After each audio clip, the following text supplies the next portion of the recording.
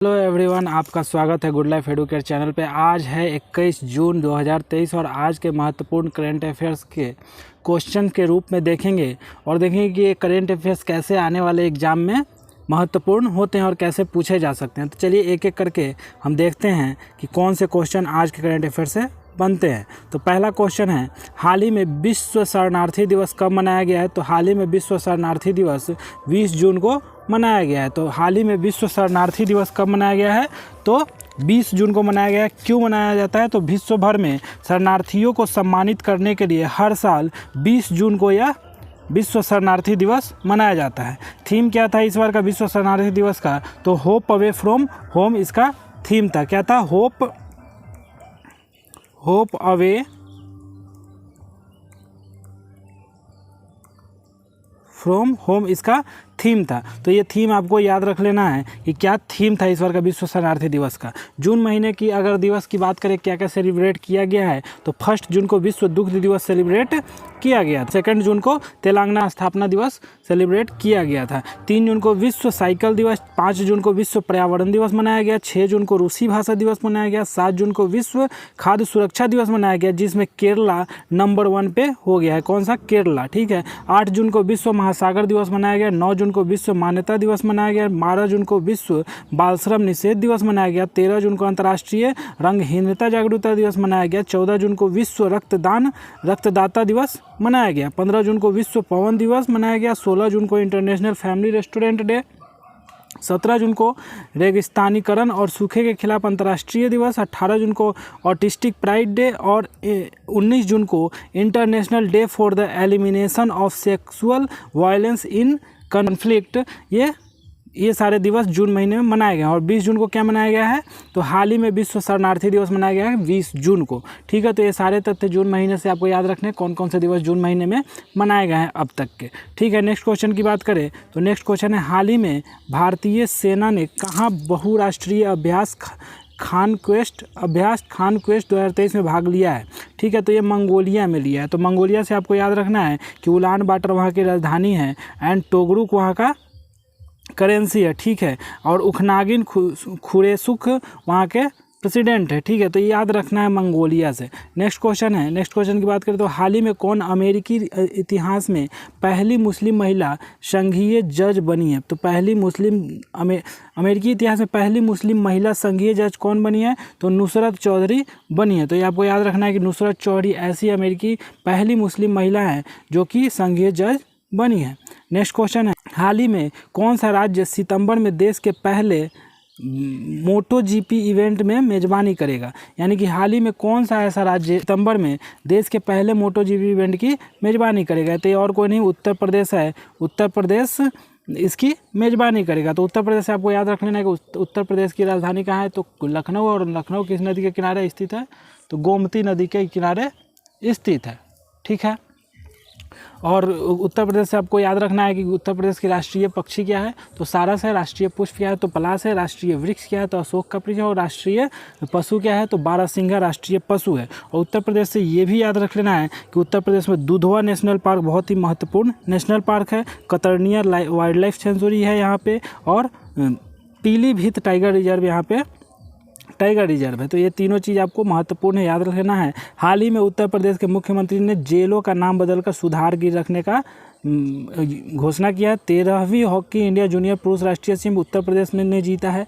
खेलो India university games का तीसरा संस्करण उत्तर प्रदेश में शुरू हुआ है। उत्तर प्रदेश के बरेली शहर में नाथ कॉरिडोर विकसित होगा। कन्नौज में इंटरनेशनल अरोमा पार्क का फेज 1 पूरा हुआ है। नेक्स्ट क्वेश्चन है, हाल ही में किसे पनामा में भारत का पहला राजदूत नियुक्त किया गया? यानी कि भारत का पहला राजदूत पनामा में किसे नियुक्त किया गया है? तो ये सुमित सेठ है, इनको नियुक्त किया गया है। तो भारत से आपको याद रखना है कि भारत के नए स्वास्थ्य सचिव के रूप में सुधांशु पंत को नियुक्त किया गया है। एनएचपीसी के डायरेक्टर के रूप में उत्तम लाल नियुक्त हुए हैं। यूके के जेन मैरियट को पाकिस्तान में पहली महिला दूत के रूप में नियुक्ति मिला है। ठीक है। यूआईडीआई के नए सीईओ अमित अग्रवाल बने हैं। बीएसएफ का डीजी नितिन अग्रवाल को नियुक्त किया गया है। और प्रवीण के श्रीवास्तव ने केंद्रीय सतर्कता आयुक्त के रूप में शपथ ली है। बर्मिंघम के पहले भारतीय मूल के लॉर्ड मेयर चमन लाल को चुना गया है। तो ये सारे तथ्य आपको याद रखने हैं। नेक्स्ट क्वेश्चन है, हाल ही में किसने 50 अरब डॉलर 500 एयरबेस विमानों के लिए ऐतिहासिक ऑर्डर दिया है? यानी कि किसने 50 अरब अमेरिकी डॉलर के 500 एयरबेस विमानों के लिए ऐतिहासिक ऑर्डर दिया है? तो ये है इंडिगो है, ठीक है। तो इंडिगो की स्थापना कब हुई थी? 2006 में हुई थी। एंड हेडक्वार्टर कहाँ है? गुरुग्राम है। एंड पीटर अल्वास यहाँ ये है CEO है, ठीक है। तो ये याद रखना है कि इंडिगो क्या है और कब स्थापना हुई थी और कहाँ इसका हेडक्वार्टर है। नेक्स्ट क्वेश्चन है, हाल ही में इम्तियाज़ अहमद का निधन हुआ है, वो कौन थे? तो हाल ही में इम्तियाज़ अहमद का निधन हो गया है, वो कौन थे? तो एक JNU के पूर्व प्रोफेसर थे और पेशे से पत्रकार थे, ठीक है। तो आपको याद रखना है कि वो पेशे से पत्रकार थे। इम्तियाज़ अहमद का हाल ही में निधन हुआ है, ठीक है। वो JNU के पूर्व प्रोफेसर भी थे। नेक्स्ट क्वेश्चन है, हाल ही में इंटेल और किस देश में 32.8 बिलियन डॉलर के चिप प्लांट समझौते पर हस्ताक्षर हुआ है? तो जर्मनी, ठीक है। जर्मनी देश आपको याद रखना है कि जर्मनी और इंटेल ने 32.8 बिलियन डॉलर के चिप प्लांट समझौते पर हस्ताक्षर किया है। तो जर्मनी से आपको याद रखना है कि जर्मनी का कैपिटल क्या है? बर्लिन है और वहाँ पर यूरो करेंसी चलता है और फ्रैंक वाल्टर स्टेनर वहाँ के प्रेसिडेंट है, ठीक है। तो जर्मनी से आपको इतना चीज़ याद रखना है। जर्मनी में पिट्सबर्ग क्लाइमेट डायलॉग की मेज़बानी की है। जर्मनी ने पिट्सबर्ग क्लाइमेट डायलॉग की मेज़बानी की है, ये आपको याद रखना है। एंजेला मर्केल को जर्मनी का सर्वोच्च सम्मान मिला है। जर्मनी अपने अंतिम शेष 3 परमाणु संयंत्रों को बंद करेगा। सर्वश्रेष्ठ सार्वजनिक परिवहन वाले शहर की लिस्ट में बर्लिन शीर्ष पर है। तो ये सारे तथ्य आपको याद रखने हैं जर्मनी से। 9वां है, हाल ही में किस राज्य के मुख्यमंत्री ने धार्मिक पर्यटन को बढ़ावा देने के लिए 13.48 करोड़ रुपए की मंजूरी दी है? तो ठीक है, 13.48 करोड़ की मंजूरी कौन सा ऐसा मुख्यमंत्री है, किस राज्य के, जो धार्मिक पर्यटन को बढ़ावा देने के लिए मंजूरी दी है? तो ये आपको याद रखना है कि ये राजस्थान है, ठीक है। और राजस्थान के मुख्यमंत्री कौन है? तो अशोक गहलोत है। और राजस्थान का कैपिटल क्या है? जयपुर है। और गवर्नर कौन है? तो कलराज मिश्र है। तो अशोक गहलोत ने ये मंजूरी दी है। तो राजस्थान में आपको ये याद रखना है कौन सा नेशनल पार्क महत्वपूर्ण है? तो सरिस्का, रणथंभौर, केवला देव, घाना पक्षी, मुकुंद्र हिल टाइगर रिजर्व, ठीक है। ये सारे बहुत ही महत्वपूर्ण नेशनल पार्क है। और राजस्थान से ये भी याद रखना है कि राजस्थान का हाई कोर्ट के मुख्य न्यायाधीश जस्टिस ऑगस्टिन जॉर्ज बने हैं। राजस्थान सरकार निर्मित बालू को नदी के रेत के आसान विकल्प के रूप में बढ़ावा दे रही है। राजस्थान के मुख्यमंत्री ने जैसमंद वन्यजीव अभयारण्य में जंगल सफारी की शुभारंभ की है। एस्पेक्स यूनिवर्सिटी जयपुर में सोनू सूद को मानद उपाधि प्रदान की है। एंड जम्मू कश्मीर के बाद राजस्थान में लिथियम के भंडार की खोज किया गया है। तो ये कंट्रोवर्शियल है कि खोज किया है कि नहीं किया गया है। इस पर बहुत सारे न्यूज़पेपर का प्रकाशित किया है कि खोज जम्मू कश्मीर के बाद राजस्थान में हुई है लिथियम का, बहुत सारे प्रकाशित किया है कि नहीं हुई है। तो मैक्सिमम लोगों ने ये प्रकाशित किया है कि हुई है, इसलिए मैंने इसको न्यूज़ में शामिल किया है।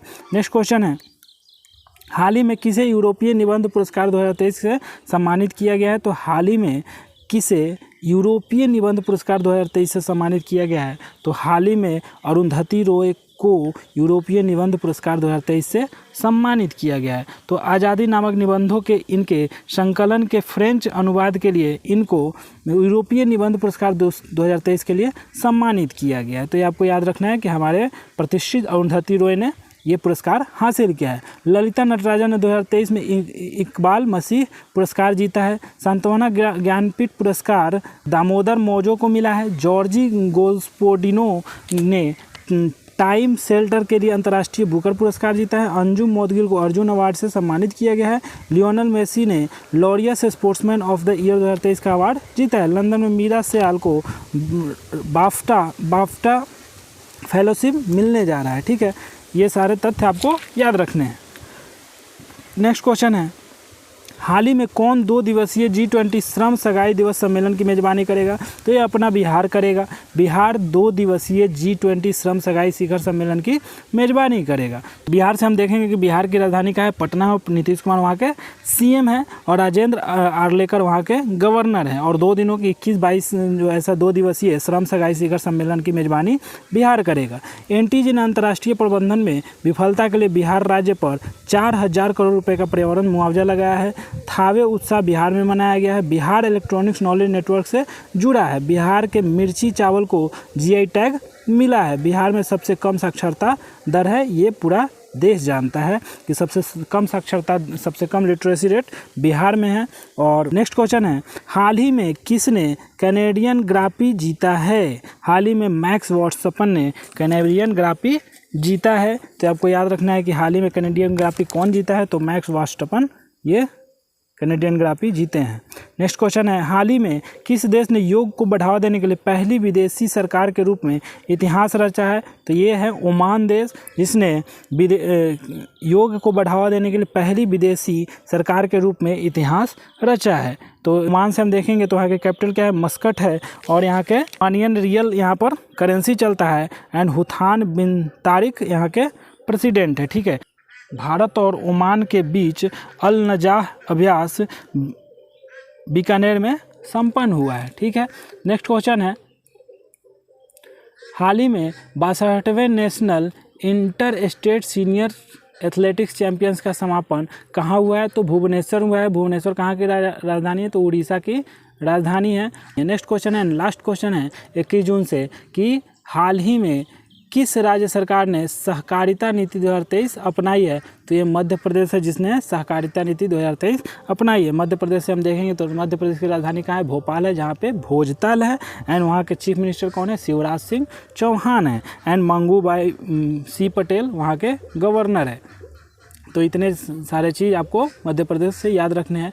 नेक्स्ट है, पिछले वीडियो का पूछे गए सवाल का आंसर है, हाल ही में किसे रॉ रिसर्च एनालिसिस विंग का प्रमुख चुना गया है? तो ये रवि सिन्हा है, इनको चुना गया है। तो आपको बताया गया था कि जब भी ऐसे क्वेश्चन पूछे जाते हैं, आपको कमेंट बॉक्स में इसके बहुत ही विस्तृत में देना है, जिससे आपको भी फ़ायदा होगा, आपको लिखने की हैबिट बनेगी, और जो इनको पढ़ेंगे वो जानकारी भी हासिल कर लेंगे, जिसके से आपको मोटिवेशन का भी एक सीख मिलेगा। ठीक है, तो ज़्यादा से ज़्यादा इसको लिखें। आज के वीडियो से आपके लिए क्वेश्चन है, हाल ही में इंद्रप्रस्थ गैस लिमिटेड के नए एमडी कौन बने हैं? यानी कि आईजीएल के एमडी कौन बने हैं? इंद्रप्रस्थ गैस लिमिटेड के एमडी कौन बने हैं? इसको कमेंट बॉक्स में आपको ज़्यादा से ज़्यादा विस्तृत तरीके से इसमें डालना है कि आईजीएल के एमडी कौन बने हैं। तो चलिए, आप सभी को धन्यवाद वीडियो देखने के लिए, और ऐसे ही चैनल पे बने रहे। अगर चैनल पे नए हैं तो चैनल को सब्सक्राइब कर ले, बेल आइकन दबा करके छोड़ दें, क्योंकि जब भी आपको बेल आइकन दबा करके छोड़ते हैं तो आपको नोटिफिकेशन सबसे पहले मिलेगा।